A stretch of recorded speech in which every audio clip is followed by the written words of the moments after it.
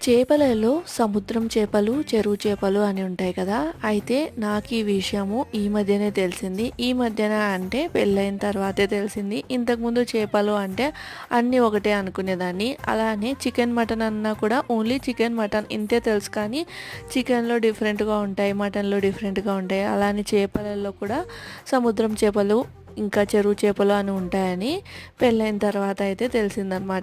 ముందంతా అమ్మ చేసేది కాబట్టి పెద్ద వేరియేషన్స్ అనేటివి ఏమీ తెలీదు. జస్ట్ వంట చేయడం మాత్రం తెలిసేది. కానీ ఒక్కొక్క దాని గురించి నిదానంగా ఇప్పుడు సొంతంగా ఇంట్లో అంటే ఎవరి హెల్ప్ లేకుండా చేస్తున్నప్పుడే తెలుస్తూ ఉందనమాట. సో సముద్రం చేపలలో మీకు ఏ చేప అంటే ఇష్టమో నాకైతే కామెంట్ చేయండి. అండ్ చేపల పేర్లు కూడా నేను మహారాష్ట్ర వచ్చిన తర్వాతే తెలుసుకున్నాను. లైక్ ఏంటి అంటే డిఫరెంట్ చేపలు ఉంటాయి, దానికి సపరేట్ పేర్లు ఉంటాయని చెప్పేసి. దీన్నైతే సుర్మై అంటారు. రవ్వ ఫ్రై అయితే చేశాను, టేస్ట్ అయితే బాగుంటుంది.